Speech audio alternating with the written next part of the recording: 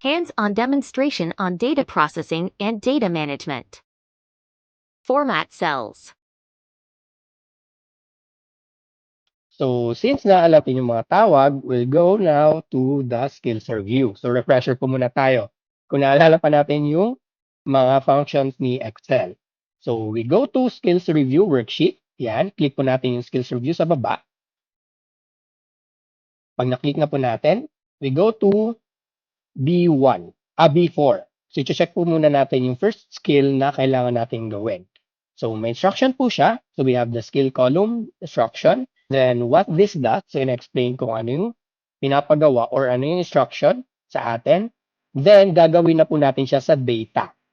Okay po? So, gawin po natin. So, first, format cell. So, instruction is, select cell daw. So, select natin si F4. Paano ko po malalaman ulit kung active sa F4? Check po natin yung ating name box. Dapat yung nakalabas po doon is F4. Then po yung name box. Sa left side. Okay po. So again, click ko po F4. Dapat F4 din nakalabas sa aking name box. Next is, punta daw po ako sa Home tab. So click ko na po yung Home tab. Then, we go to Font Group. So dito po yung Font Group. Ayan. So we go to Font Group. Then, change the font style. So kung halimbawa, papalitan ko daw to. Palitan ko siya ng ibang font style. Ulit. Ayan. So as you notice, nag-iba na yung 0.32. Originally, Calibri siya naging Algerian kasi iniba ko siya dito sa aking font type ng font or font style. So, first task is done. Next is, palitan naman natin yung color. Yan. So, yung to change color, click lang po natin yung A. Ayan. Kung hindi po red yung default, minsan black. Ayan. So, to change, click lang po natin yung caret or yung arrow pointing downwards. Ayan. May magpa-prompt po. Ay, may lalabas. So, andito na po yung mga colors na pwede nating ipamalit doon sa ating font. If, halimbawa, may specific talaga kayong color na hinahanap na ayaw nyo, ay, ayoko lang na usually naka-display. Pwede pong palitan using more colors. Ayan. Yan, kung may specific shade po talaga kayong hinahanap, pwede nyo pong hanapin doon sa more colors. Okay po. So, halimbawa, gusto ko blue. So, favorite color ko blue. Ayan, pwede din. Okay, yan. Tapos, next, paano daw paano change ng size and add borders. So, kung mag-change tayo ng size, ay, masyadong maliit yung font na to. So, gusto kong palakihan. To change, ito, katabi lang siya ng font style. Ayan, may 11 by default. Pwede nyo pong palitan na kung anong size yung gusto nyo. Again, if masyadong malaki yung value or masyadong malaki yung text, tingnan nyo, 0 na lang yung nakikita sa ating cell. Makita ulit yung buong value, pwede nating ilagay yung cursor ng mouse sa pagitan ni column F and ni column G. Ayan. As we notice, mag-change dapat yung thick cross, itong malaking cross, parang red cross yan na walang shaded color na red. Then, ipo-point natin sa pagitan ni columns F and G. Ayan. Tapos tingnan nyo, may double arrow ka na, both sides.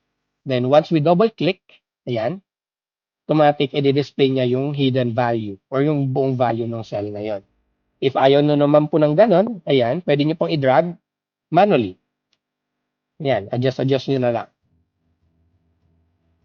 Okay po, nakasunod po ba tayo?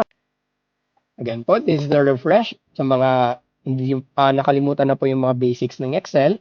And for our non-beginners, again, we apologize po kasi we need to this one kasi dapat same po tayo ng proficiency at least sa basic level. Okay? So next is we have add borders. Paano daw po tayo mag-add ng borders? So, i-click po ulit natin yung F4. Then, sa same group, font group din siya, may makikita po tayo dito parang window. Ayan. Sa right side niya po, may caret. Click po ulit natin yung caret. Then, we have few options sa ating board style. So, we can choose halimbawa, bottom border. Ayan. Di masyadong makikita kasi lahat sila may border na. So, let's remove muna no border. Ayan. Makikita nyo, blank yung border natin sa F4. So, to add, select lang po kung ano yung gusto nating border. So, kung halimbawa gusto nyo thick outside borders, ayan, pwedeng thick. Ayan. Or kung gusto nyo naman, cancel nyo ulit. Lagay nyo lang sa no border, then mag-add kayo ng bottom. Ayan. If gusto nyo yung bottom line, may border. Ayan. So, pwede nyo pong explore to, functionalities na to. So, by default po, I usually use itong all borders. Ayan. Same lang. Kung ano yung highlight yung cells, malalagyan siya ng border. So, kung highlight ko madaming cells from D4, tapos dinrag ko siya until G4, tapos kinlik ko tong all borders. Ayan. So, meaning, lahat ng cells na yun naka-highlight, malalagyan ng ating border. Okay. So, again, pwede nyo pong explore yung iba pang types ng borders. Pwedeng top, yan, outside thick, pwedeng bottom double border. Dahil lang po so kung ano yung need or kung ano yung depth na ano ng office natin. Kasi may ibang office po na may default formatting sila. Then we have variations naman ng data validation. Pwede nyo naman po siya explore. So once you click data validation, kung ayaw nyo ng list, halimbawa gusto nyo whole number lahat, ganyan. Para hindi sila maglagay ng 1.1, ganyan. Ganon. Pwede pong i-limit yun. Pwede ding time or pwede ding text length. Halimbawa, gusto nyong ilagay dyan, halimbawa phone number yan. Sa text length, pwede nyong sabihin na 11 digits lang dapat kasi 11 digits lang yung mobile phone number sa Pilipinas. If nagsastart na sa 0. Kasi if 639, abot tayo na 13. Ganon. Pwede po yon. Text length, pwede din po custom. So, pwede po natin explore yan at our own time. Yan. So, for now, focus po muna tayo sa list. Kasi kahit sa list pa lang, buhay na po yung database natin. Okay?